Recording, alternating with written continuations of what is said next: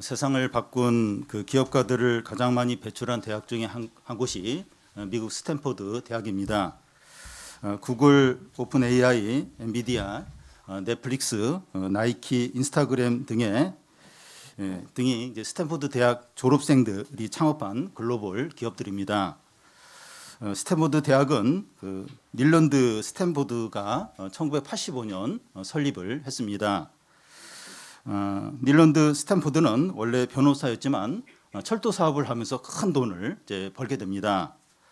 그런데 그의 삶은 이제 큰 변화를 찾아오게 되는데 40대 때 한 아들을 이제 얻게 되는데 그 외동 아들이 15세 때 이탈리아를 여행하면서 장티푸스로 이제 사망을 하게 됩니다. 스탠포드 부부는 엄청난 슬픔에 잠기게 되지만 이 아들의 죽음을 통해서 새로운 비전을 발견하게 됩니다. 죽은 아들을 기릴 이제 방법을 고민하다가 이 아들의 이름으로 대학을 세울 그런 계획을 이제 세우게 됩니다. 그래서 자기 전 재산을 다 쏟아 부어서 캘리포니아의 스탠포드 대학을 설립을 이제 하게 됩니다. 그는 이 대학을 설립한 목적을 인류와 문명의 그 이익을 위해서 봉사하는 교육기관에 이제 둡니다. 그 당시에 스탠포드 대학만의 특징이 등록금이 없었고 남성과 여성이 공평하게 이렇게 교육을 받을 수 있도록 했다는 겁니다. 닐런드 스탠포드는 이 캘리포니아의 모든 아이가 우리 자식이다 이런 마음으로 대학을 세웠다고 합니다. 닐런드 스탠포드의 이 훌륭한 점은 외동아들을 잃은 슬픔을 수많은 청년들이 돈 걱정하지 않고 마음껏 공부하고 인류에 유익을 주는 기회로 삼았다는 거죠. 역사적으로 보면 국가와 다른 사람을 위해서 자신의 행복과 목숨을 내놓은 그런 사람들이 많이 있습니다. 이런 분들의 희생과 수고가 있었기 때문에 많은 사람들이 행복하고 더 나은 삶을 살 수 있는 거죠. 오늘 말씀에서 이런 한 분을 이제 한 사람을 보게 됩니다. 그는 세례 요한인데 그의 사명은 참 비시고 그리스도이신 예수님을 사람들에게 소개해서 영생을 얻도록 하는 겁니다. 그는 이 일을 위해서 자기를 철저하게 내려놓습니다. 예수님은 세례 요한이 감옥에 갇힌 후에 본격적으로 사역을 이제 하게 되는데 그 전에 일정 기간 동안 그 예수님과 세례 요한이 각각 다른 장소에서 사역을 합니다. 그러다 보니까 서로 이제 비교가 되는데 세례 요한을 따르던 사람들이 점점 예수님 쪽으로 이제 가는 거예요. 예수님이 병자를 치료하고 귀신 들린 자에서 귀신을 쫓아내고 말씀을 권위 있게 가르쳤기 때문입니다. 그러자 세례 요한의 제자들이 시기심을 느끼면서 그들의 스승인 세례 요한에게 와서 불평을 합니다.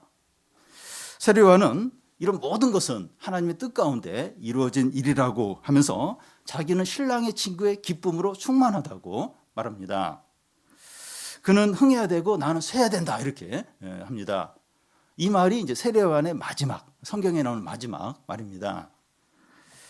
오늘 본문 말씀의 그 나머지 부분은 그 요한복음을 쓴 요한이 예수님과 세례 요한을 비교하면서 세례 요한이 예수님과의 관계에서 이렇게 말한 것이 얼마나 옳은 일인가 하는 것을 밝히고 예수님의 말씀을 꼭 믿어서 영생을 우리 모두가 얻으라고 권면을 이제 합니다.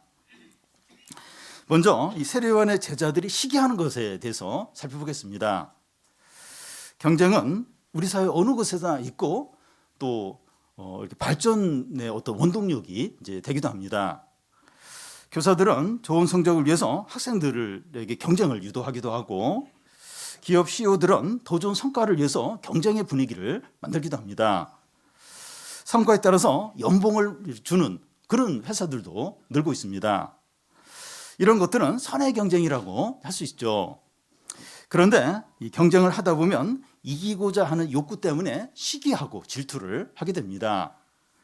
그러다 보면 얻는 것보다 잃어버리는 것이 더 많을 수 있습니다. 오늘 말씀에 보면 그 세례 요한의 제자들이 예수님에게 많은 사람들이 몰려가는 것을 보면서 시기심을 느끼는 것을 볼 수 있어요.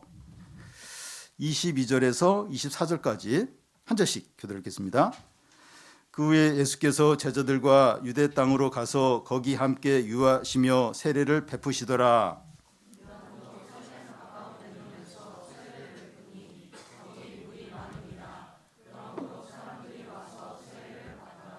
요한이 아직 옥에 갇히지 아니하였더라. 예. 이 세례요한이 처음 유대 땅에 등장하고 예수님 활동하기 전까지 그의 인기는 대단했습니다. 온 유대와 갈릴리 지역에 있는 모든 사람들이 광야에 있는 그에게 설교를 들으러 그의 말씀을 들으려고 몰려들었습니다. 그리고 또 요단강에서 그에게도 세례도 받았습니다.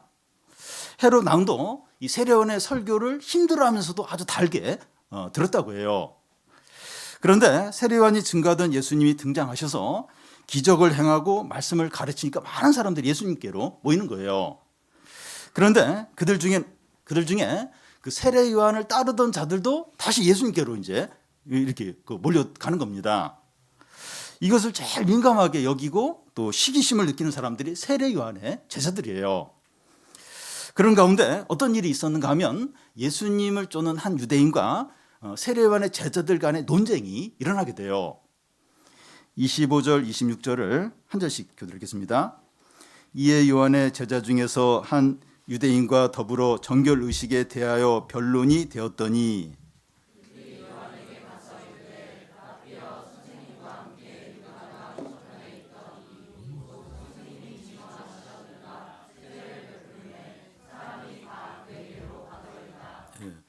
이 세례요한의 제자들과 예수님을 쫓는 한 그 유대인이 그 세례에 대해서 논쟁을 하는데 아마 누구의 세례가 더 권세가 있느냐 이런 걸 아마 이렇게 논쟁을 한 것 같아요. 요한의 제자들은 그 논쟁을 맞춘 후에 마음이 상해서 그들의 스승인 세례 요한에게 찾아옵니다. 그래서 하는 말이 선생님 전에 선생님이 증거하던 분이 사람들에게 세례를 주는데 사람들이 다 그 얘기로 몰려간다고 말하는 거예요. 그래서 이제 이 제자들이 하는 말의 의도는 더 이상 선생님이 그 예수님에 대해서 증거하지 말라는 거예요. 우리도 무슨 대책을 세워야 될 거 아니냐 이제 하는 겁니다. 그러니까 세례요한의 제자들은 그 세례요한과 예수님을 라이벌 관계에 있는 것으로 이제 보는 겁니다. 세례요한의 제자들의 심정은 이해가 돼요. 그들은 자기 스승의 명예를 지켜주고 싶고 더하여서 자기들도 이 하나님 나라에서 어떤 중심적인 위치를 계속 이제 이렇게 차지하고 싶은 그런 마음이 이제 있었던 겁니다. 우리 교회가 이제 청소년 신앙 캠프를 30여 년 하고 있는데 우리 캠프와 유사한 캠프가 생기면서 많은 청소년들이 그쪽으로 몰려가고 우리 캠프에 오던 청소년들이 그 캠프에 막 간다면 그 캠프 우리 교사들이 시기심을 느낄 수 있을 겁니다. 사무엘상에 보면 다윗이 골리앗을 쓰러뜨리고 돌아왔을 때 여인들이 노래를 하는데 사울이 죽인 자는 천천히요 다윗이 죽인 자는 만만이다. 이런 노래를 이 사울 왕이 딱 들으면서 얼굴색이 싹 바뀝니다. 그러면서 이제 다윗이 얻을 것은 왕의 자리밖에 없다 하면서 그때부터 이제 다윗을 시기하고 미워하기 시작합니다. 여러분 모든 사람들 안에는 본성적으로 자기를 지키려는 마음과 자기 중심적인 게 있습니다. 자기 자리와 자기 소유와 자기 인기와 자기 사람들과 자기와 관계되는 모든 것을 지키려고 하는 마음이 있습니다. 누구에게나 이런 마음이 다 있어요. 그런데 어떤 사람이 많은 것을 내려놓고 남들을 위해서 자기 소유를 이렇게 사용을 하는데 자기 어떤 부분은 절대로 내려놓지 않는 경우가 있습니다. 이 사람도 여전히 자기 중심적인 상태에 있는 겁니다. 그러니까 다른 건 다 내려놨더라도 어느 한 부분은 내려놓지 못하면 그 내려놓지 못한 그 부분에 이제 자기 중심적인 게 다 이제 몰려 이제 있는 것으로 이제 볼 수 있는 거죠. 신앙이 없는 사람은 이런 것이 아니라 신앙이 좋은 사람도 어떤 부분에 대해서는 절대 포기하지 않는 부분이 있습니다. 18세기 영국의 유명한 목사이고 감리교를 세운 존 웨슬레라는 사람이 있었는데 그는 아주 헌신적이에요. 거룩한 삶을 살았고 설교도 아주 잘하는 그런 뛰어난 분인데 한 가지 안 되는 게 있는데 이 사람은 두 번째 위치에 못 있는 겁니다. 그는 항상 리더가 되어야 되고 항상 어디 가든 주도권을 가져야 이제 하는 그런 사람이었습니다. 사람들은 자기가 중심이 되어야 하고 자기를 이제 지키려고 하는데 위협이 있을 때 이제 시기심이 이제 나오게 됩니다. 가정에서나 학교에서나 직장에서나 교회에서나 어디에서나 다른 사람을 시기할 수 있습니다.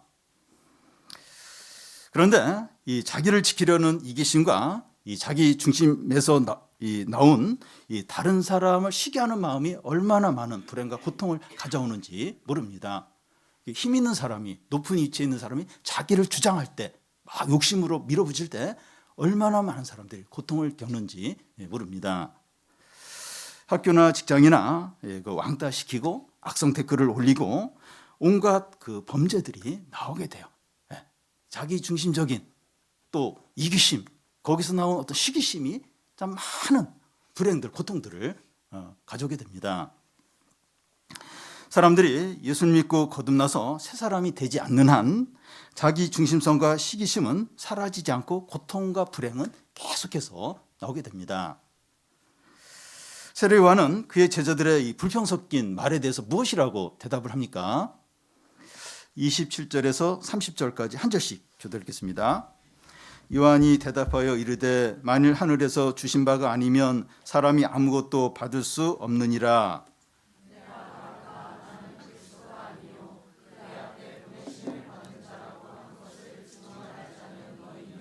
신부를 취하는 자는 신랑이나 서서 신랑의 음성을 듣는 친구가 크게 기뻐하나니 나는 이런 기쁨으로 충만하였노라.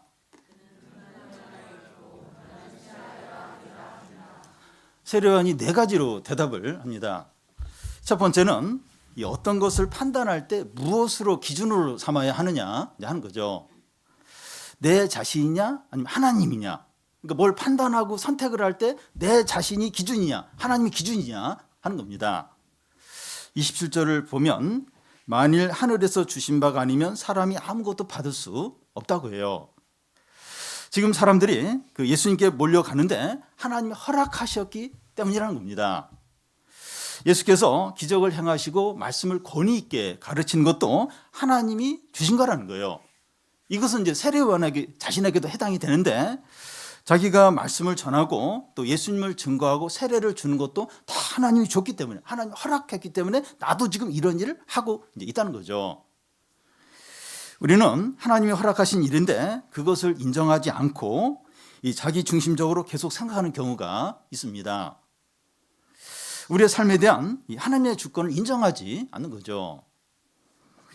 어떤 어려움이 힘들고 이제 고통스럽지만 이 하나님이 하신 일이라는 것을 인정하고 받아들여야 할 때가 있습니다.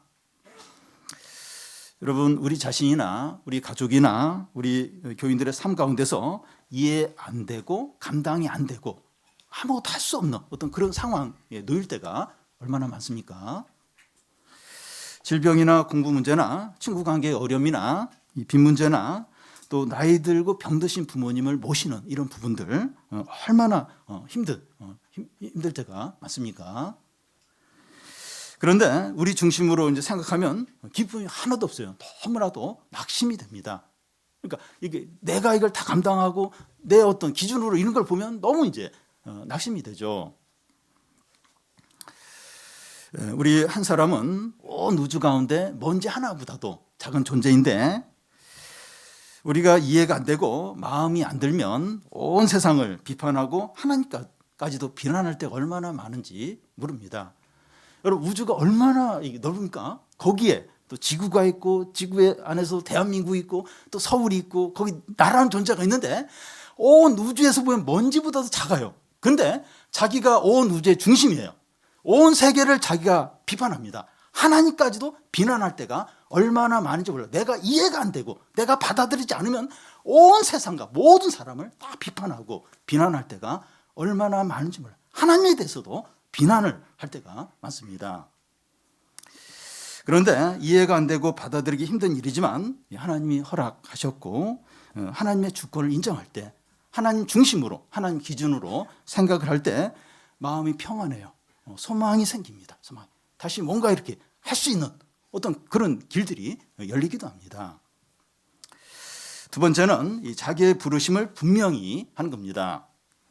28절에 보면 나는 그리스도가 아니요 그의 앞에 보내심을 받은 자라는 겁니다. 세례요한이 처음 등장했을 때나 그 당시나 주위 사람들은 이 세례요한을 그리스도라고 생각을 했습니다.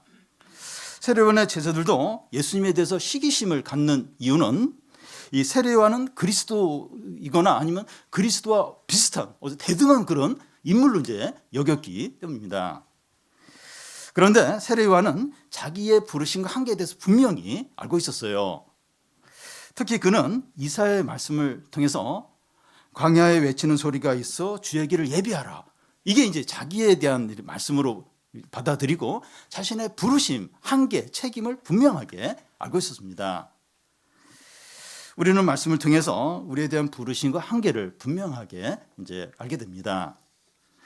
주위 사람들이 세례요한을 그리스도 아니냐 이렇게 하고 그리스도처럼 추켜 세우려고 했던 것처럼 주위 사람들이 우리를 지나치게 칭찬하거나 추켜 세우거나 과장해서 이게 말할 때가 있고, 반대로 주위에서는 그러지 않는데 자기 스스로 자기를 대단하게 여기면서 자기 도취와 자기 환상 가운데 빠져 있는 경우도 있습니다. 이런 경우에 자기 분수를 모르고 교만하게 됩니다. 청소년들이나 청년들이나 장년들도 마찬가지지만 지나친 열등감에 빠지거나 지나친 우월감에 빠질 수가 있어요. 그걸 이렇게 오고 갈 수가 있어요. 지나치게 우월감에 빠지고 아니면 지나치게 열등감에 빠지거나 왔다 갔다 할 때가 있습니다. 고1 고등학교 1학년이 돼서 첫 시험을 봤는데 시험을 잘 봤어요. 그러자 조금만 더 잘하면 내가 의대 갈 수 있겠다 이런 생각에 사로잡힐 수 있고, 반대로 시험을 한번 망쳤어요. 망치고 나니까 나는 대학 입시 실패했다 이러면서 또 너무 좌절감에 빠지기도 합니다. 누가 자기 외모에 대해서 연예인 누구 닮았다 이렇게 농담으로 한 얘기인데 항상 그 생각하면서 계속 그런 어떤 착각 속에 살아가고, 누가 살이 찐 것 같아, 키가 너무 작아 이러면 또 나는 살 수만이 없어, 내가 왜 살아야 돼 이러면서 너무 또 좌절감에 빠지는 겁니다. 사람들의 말에 너무 좌지우지돼. 아무것도 아닌 말일 수 있는데 그 말을 너무 크게 여기면서 왔다 갔다 할 때가 많습니다. 그래서 이 자기의 부르심과 한계를 분명히 아는 게 필요한데, 하나님의 말씀을 통해서 내 부르심이 뭐고 내 한계가 뭐고 내 자리가 어디고 이걸 알게 됩니다. 저도 목회자로서 이런 비슷한 고민을 자주 하다가 이 고린도전서 3장 7절 말씀, 사역자는 아무것도 아니고 잘하게 하시는 분은 하나님이시다, 이 말씀을 통해서 좀 저의 어떤 자리나 어떤 역할에 대해서 이렇게 정리를 하게 됐습니다. 내가 교회를 잘하게 하는 것이 아니고 하나님이 마음껏 일하시도록 이렇게 그런 도구로 사용되는 거다, 그걸 생각하면서 이렇게 그게 정리가 됐습니다. 우리는 하나님의 말씀을 통해서 자기 자리, 자기 역할, 자기 책임을 깨닫는 거예요. 나에 대한 하나님의 부르심이 뭘까? 그걸 말씀을 통해서 깨닫는 겁니다. 사람들이 하는 말은 도움이 되기도 하고 더 혼란이 되기도 해요. 하나님 앞에서 하나님의 말씀을 통해서 내 자리가 뭐고 내 역할이 뭐고 내 책임이 뭐고 내 부르심이 뭐고 이걸 어느 정도 알 수 있게 됩니다. 이 세 번째는 주의 기쁨으로 충만한 겁니다. 29절인데 신부를 취하는 자는 신랑이나 신랑의 친구들이 크게 기뻐하나니 나는 이런 기쁨으로 충만하다는 겁니다. 시기할 상황에서 시기하지 않는 것은 억지로 시기심을 이렇게 하는 건 그 한계가 있고, 이 다른 큰 기쁨이 있어야 됩니다. 그러니까 시기를 안 하려면 시기하면 안 돼, 시기하면 이러면 더 시기심이 생겨요. 그걸로는 안 되고 다른 큰 기쁨이 있어야 시기를 하지 않게 되죠. 세례요한에게 이런 큰 기쁨이 있는 겁니다. 그 당시 신랑의 친구들의 역할은 신부가 신랑에게 잘 올 수 있도록 그런 도와주는 역할을 했습니다. 신랑이 기뻐하는 것과 신랑의 친구들이 기뻐하는 게 다릅니다. 신랑의 친구들은 신랑이 신부를 맞이하면서 막 행복해하는 그걸 보면서 기뻐하는 거죠. 실제 결혼식장에 보면 그 신랑의 친구들은 신랑이 아름다운 신부와 결혼하면서 너무 행복해하는 걸 보면서 신랑의 친구들이 기뻐하죠. 신랑의 친구들이 신부를 차지하면서 즐거워하는 그게 아니죠. 그러면 큰일 나죠. 그러니까 그 신랑의 친구들은 신랑이 아름다운 신부를 맞이하면서 막 행복해하는 그걸 보면서 기뻐하는 것이지, 신랑의 친구들이 그 신랑의 신부를 차지하면서 기뻐 그런 게 아닙니다. 여기 신부는 이 백성들이고 또 신랑은 예수 그리스도이고 신랑의 친구는 세례 요한입니다. 지금 많은 유대 백성들이 예수님께 나와서 말씀을 듣고 병자들이 치료되고 하나님 나라로 들어오고 있습니다. 유대 백성들이 하나님의 말씀을 듣고 하나님 나라에 이렇게 들어오는 것은 400년 만에 일어난 일입니다. 예수님이 오시기 전까지 400년 동안 하나님의 말씀을 전한 선지자가 한 명도 없었습니다. 그런데 400년 만에 세례 요한이 먼저 와서 예수님을 소개하는 거예요. 그러니까 사람들이 막 예수님께 나가서 말씀을 듣고 회개하고 하나님 나라로 들어가는 거예요. 세례 요한은 이걸 보면서 너무 기쁜 겁니다. 신랑이 신부를 맞이하면서 그걸 보면서 신랑의 친구들이 기뻐하는 것과 같다는 겁니다. 세례 요한은 많은 사람들이 예수님께 나아가는 걸 보면서 신랑 친구의 그 기쁨으로 충만하다는 거예요. 최고로 기쁘고 최고로 행복하다는 겁니다. 여러분, 세례 요한이라고 어떤 인간적으로 서운한 그게 없었겠습니까? 자기 제자들인데 자기에게 몰려들었는데 예수님이 이렇게 막 말씀을 전하니까 그쪽으로 싹 가는 거예요. 또 막 세례 요한의 제자들이 와서 항의를 해요. 선생님 어떻게 좀 해야 되는 거 아닙니까? 세례 요한도 인간적인 생각이 들었을 거예요. 근데 그 400년 동안 그 하나님의 그 말씀을 듣지 못해서 그 어두움과 죄 가운데 있던 그 유다 백성들이 예수님이 오셔서 말씀을 듣고 회개하고 하나님 나라 들어가는 그걸 보면서 너무나 기쁘고 너무나 행복 한 겁니다. 여러분, 우리가 이기적이 되지 않고 자기중심적이 되지 않고 시기하지 않으려면 의지적으로 이렇게 막 노력하는 건 한계가 있고 다른 큰 기쁨이 있어야 됩니다. 믿지 않는 사람이 믿게 되고 교회를 떠난 사람이 돌아오고 믿음이 없던 사람이 믿음을 갖게 되고 사람이 변하고 교회에 어떤 영적인 부흥이 일어나고 하나님의 뜻이 이루어지고 또 청소년 청년들이 예배를 잘 드리고 또 함께 뜨겁게 찬양하고 온 마음으로 기도하고 이게 이제 기쁨인 거죠. 이게 진짜 제일 큰 기쁨인 거죠. 그런데 우리는 돈이나 자존심이나 그 이기심에 집착하는 바람에 이런 소중한 것들에 냉담할 때가 있습니다. 저도 이제 이렇게 딱 제 중심이 되면 이런 상태가 될 때가 있어요.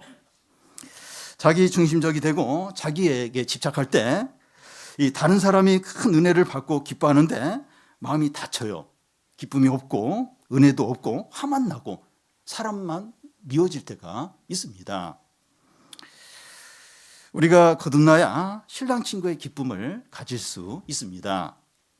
그런데 이 거듭났어도 순간순간 이기심에 빠지면 이런 기쁨이 사라져요.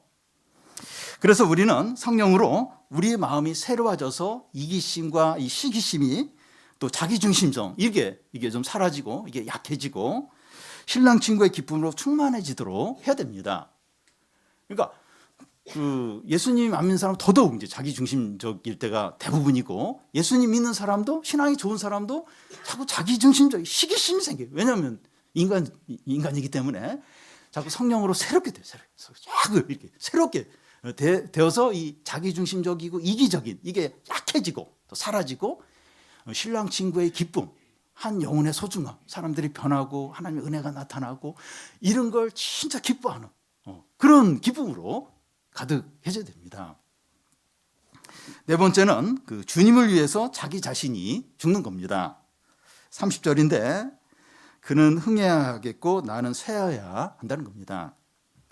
그 당시 상황을 보면 그 예수님이 신랑이고 신랑이 친구가 이제 세례 요한이고 예수님께 나오는 많은 사람들이 이제 신부에 해당이 되는데 신랑의 친구인 세례 요한이 이제 흥한다고 하는 것은 그의 제자들이 계속 이제 늘어나는 것을 의미합니다. 이 상황에서 세례 요한이 흥한다. 이건 세례 요한의 제자들이 계속 이제 많아지는 거죠. 근데 여기서 이제 세례 요한이 쇠한다고 하는 것은 세례 요한의 제자들이 예수님께로 이제 많이 가는 거.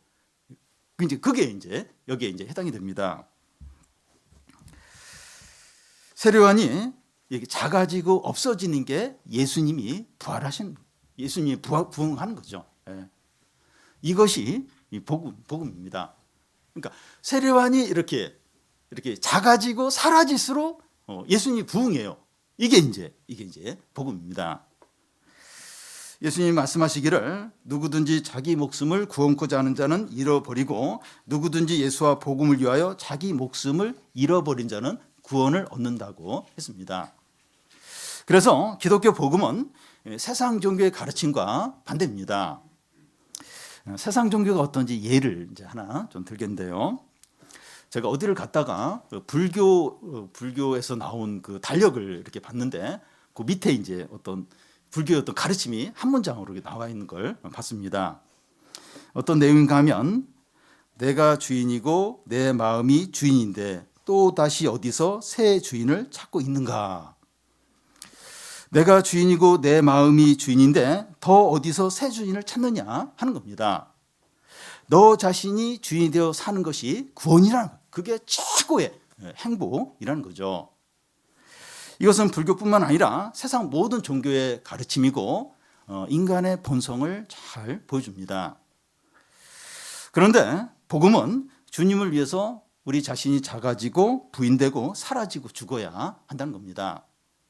왜냐하면 하나님의 뜻을 막고 구원을 방해하는 것이 곧 자기를 사랑하는 마음이고 자기가 주인인 것이기 때문입니다. 복음은 사람이 거듭나야 한다고 말합니다. 자기가 주인인 것을 포기되어야 이제 한다는 거죠. 다시 새 사람이 되어야 한다는 거죠. 개선하고 고치고 조금 변화하는 것은 안 된다는 거예요. 조금 더 이렇게 착해지고 조금 더 이렇게 도덕적이 되고 이걸로는 안 된다는 거예요. 거듭나야 된다. 자기가 완전히 죽고 새로 태어나야 된다는 거죠. 근데 우리가 주님을 위해서 작아지면 작아질수록 크게 되고 낮아지면 낮아질수록 높아지게 되고 잃어버리면 잃어버릴수록 더 많이 얻게 되고 죽으면 진정으로 살게 됩니다. 에스더서에 보면 그 에스더가 자기 민족을 구하기 위해서 페르시아 왕에게 나가게 됩니다. 그런데 그 당시 페르시아 법이 뭔가 하면 왕이 부르지 않은데 누구든지 왕 앞에 나가면 왕이 금호를 내밀어요. 그래서 그걸 잡으면 이제 살 수 있는 거고 그 왕이 그 금호를 내밀지 않으면 왕비가 나갔다 할지라도 이렇게 죽게 이제 됩니다. 그런데 에스더가 왕에게 나아가기로 결심하면서 죽으면 죽으리라 이렇게 하면서 이제 기도하며 나갑니다. 에스더가 그렇게 했을 때 왕이 금호를 내밀면서 에스더가 살고 또 그 에스더에게 속한 그 유다 민족이 다 이제 구원을 받게 됩니다. 창세기에 보면 야곱이 가나안에 큰 흉년이 들어서 아들들이 애굽에 가서 양식을 구해 와야 되는데 애굽 총리가 그 막내 베냐민을 데려오라고 명령을 했습니다. 그래서 이제 형들이 이제 그 아버지 야곱에게 베냐민을 데리고 이제 애굽에 이제 식량을 구하러 가야 된다고 하니까 야곱이 처음에는 반대를 해요. 요셉도 잃어버렸는데 베냐민까지 잃어버리면 안 된다면서 처음에 반대하다가 이제 좀 지나서 내가 잃어버리면 잃어버리리라 이러면서 베냐민을 형들과 함께 애굽에 보내게 됩니다. 그렇게 했을 때 이렇게 야곱이 믿음으로 결단을 했을 때 그때 베냐민을 안 잃어버려요. 그리고 잃어버렸던 요셉, 애굽 총리가 된 요셉을 만나게 되고 기근 가운데서 야곱의 모든 가족들이 살게 되고 구원을 받게 됩니다. 여러분 우리가 주님을 위해서 낮아지는 것은 높아지는 것이고 잃어버리는 것은 얻는 것이고 죽는 것이 진정으로 사는 겁니다. 왜냐하면 예수 그리스도는 생명이고 능력이고 구원이고 영광이기 때문입니다. 지금 이 도덕적인 겸손을 말하는 것이 아니라 좀 겸손해져야 돼, 좀 착해져야 돼. 지금 도덕적인 겸손을 말하는 것이 아니라 하나님의 뜻이 이루어지도록 순종하는 것을 말합니다. 우리 자신이나 우리 가정이나 우리 교회나 우리 사회에서 하나님의 뜻이 이루어지기 위해서 우리 자신이 작아지고 낮아지고 부인되고 희생되는 게 얼마나 필요한지 모릅니다. 이렇게까지는 아니더라도 힘이 있고 높은 자리에 있는 사람이 자기를 비우고 다른 사람의 유익을 생각할 때 얼마나 좋은 일이 많이 일어납니까? 반대로 자기를 주장하고 자기 욕심대로 할 때 얼마나 많은 사람들이 고통을 겪습니까? 더더욱 하나님의 뜻이 이루어지도록 내가 이렇게 작아지는 거예요. 내가 이렇게 부인되는 겁니다. 내가 죽는 거예요. 그러면 하나님의 놀라운 은혜들이, 사람을 살리는 일들이 일어난다는 겁니다. 우리 예배 시작하면서 부른 충만, 고난 중에도 내가 무명해도 또 내가 몸이 약해도 예수님으로 충만해. 내가 예수님 때문에 무명이 되고 고난을 겪고 또 몸에 어떤 질병과 어떤 그런 게 있다 할지라도 예수님으로 충만케 된다는 겁니다. 왜냐하면 예수님은 생명이고 부활이고 능력이고 구원이기 때문이죠. 근데 반대로 자기를 살리게 하고 살찌게 하고 자기를 위해서 막 이러면 그냥 잃어버리는 거예요. 자기도 잃어버리고 많은 사람에게 고통을 주고. 그래서 주님을 위해서 이렇게 기꺼이 순종을 이제 하라는 거죠. 다음은 요한이 쓴 요한복음을 쓴 요한이 이 앞에서 세례 요한이 예수님과의 관계에 있어서 자기를 한없이 이렇게 낮춘다고 한 그 이유를 설명을 해줍니다. 우리가 왜 주님을 위해서 낮아지고 우리 자신을 부인해야 하느냐 하는 겁니다. 왜 내가 낮아져야 되고 왜 이렇게 손해를 봐야 되느냐 이제 하는 겁니다. 31절에서 36절까지 우리 한 절씩 교대를 읽겠습니다. 위로부터 오시는 이는 만물 위에 계시고 땅에서 난 이는 땅에 속하여 땅에 속한 것을 말하느니라. 하늘로부터 오시는 이는 만물 위에 계시나니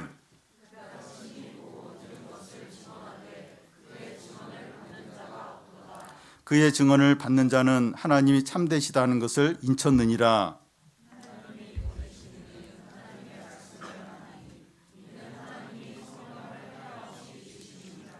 아버지께서 아들을 사랑하사 만물을 다 그의 손에 주셨으니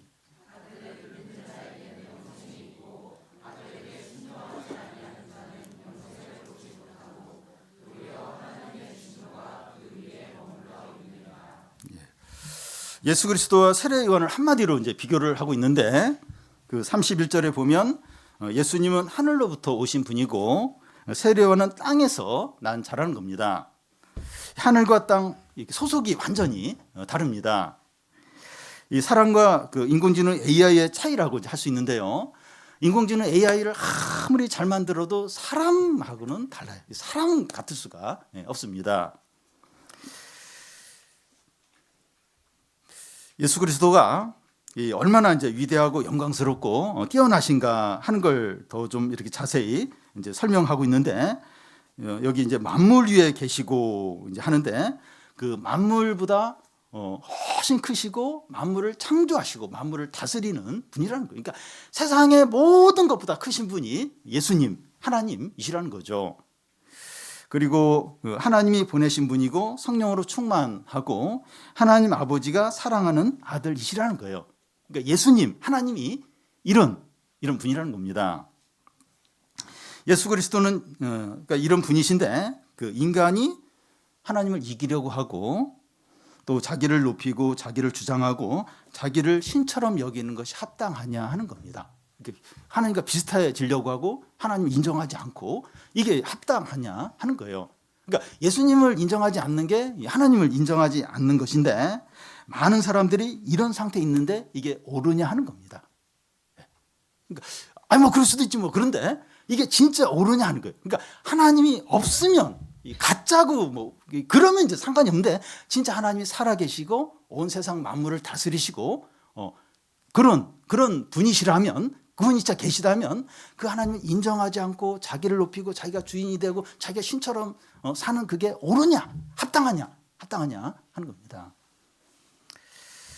그리고 예수님은 그 하늘에 있는 것들을 다 보고 들은 것을 이제 증언하시는 하나님의 완벽한 대변인이고 계시자이십니다. 예수님은 하나님과 천국과 영원한 삶에 대해서 증거하시는데 사람들의 반응은 받아들이는 자가 없다는 겁니다. 사람들은 빛보다 어둠을 더 좋아해요. 더 좋아하고 그러기 때문에 소망이 없습니다. 그러니까 사람 스스로 이렇게 믿을 수 있는, 예수님을 믿을 수 있는 사람 아무도 없습니다. 그러면 사람이 어떻게 예수님 믿고 구원을 받게 됩니까? 성령을 통해서요. 주님이 주신 성령으로 우리는 거듭나게 됩니다. 우리는 성령으로 예수님을 믿게 되고 거듭나고 새 사람이 됩니다. 우리는 변하고 싶고 새 사람이 되고 싶고 다시 시작하고 싶은, 다시 좀 잘하고 싶은 그런 마음들이 있습니다. 우리 청소년들과 우리 대학생, 우리 청년들 이제 새 학기가 시작이 되는데 공부도 친구 관계도 신앙생활도 다시 새롭게 하고 더 좀 잘하고 싶은 그런 마음들이 있습니다. 우리 장년들의 경우에는 이 나이가 들면 참 변하는 게 안 돼요. 그냥 이렇게 살아야 될 것 같고, 이렇게 말씀을 듣고 이렇게 결단했다가도 금방 또 예전으로 너무 빨리 돌아가 이제 버립니다. 그러니까 참 나이가 들면 들수록 이렇게 변하는 게 너무나도 이제 어렵습니다. 그런데 변하는 게 새롭게 청년들보다 더 신선한 그런 어떤 마음, 그런 신앙 생활을 할 수 있다는 거죠. 그래서 참 변하고 싶다, 새롭게 되고 싶다. 성령을 통해서 새로워지는, 성령을 통해서 예수 믿고 거듭나면서 이 하나님의 생명을 가지고 살아가게 되는데, 하나님의 생명으로 살아가는 게 이게 진짜 새 사람이 되는 거예요. 새로운 인생을 사는 겁니다.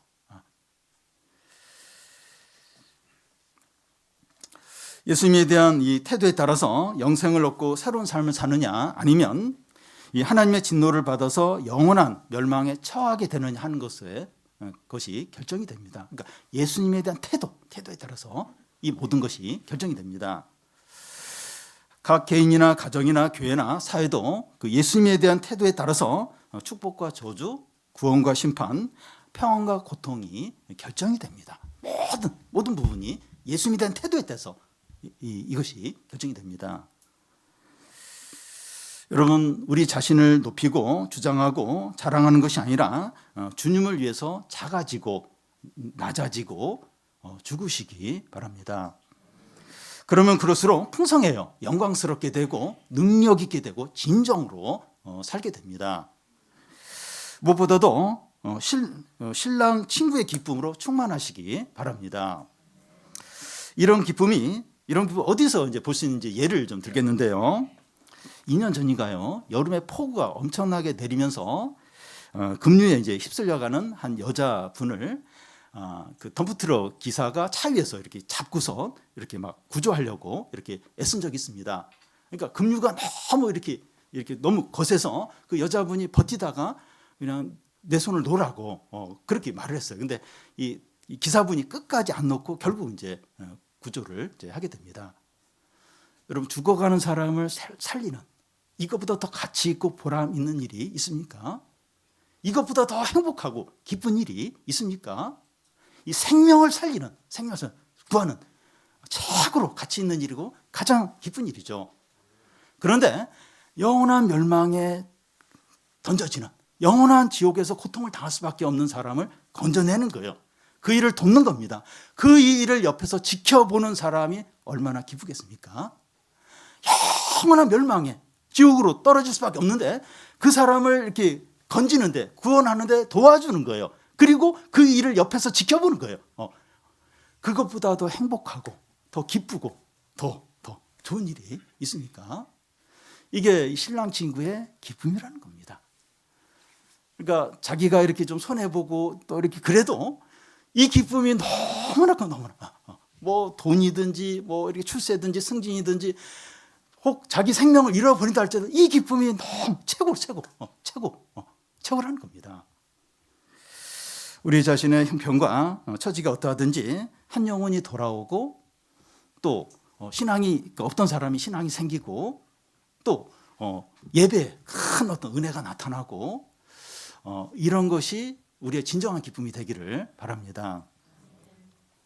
우리 모두가 우리 죄를 위해서 십자가에 죽으시고 부활하신 그 예수님을 믿음으로 거듭나서 새로운 삶을 살고 우리 자신을 부인해서 풍성한 은혜를 누리고 신랑 친구의 기쁨으로 충만해서 시기하지 않고 감사하고 서로 사랑하고 주님을 찬양하는 성도들이 다 되시기를 바랍니다.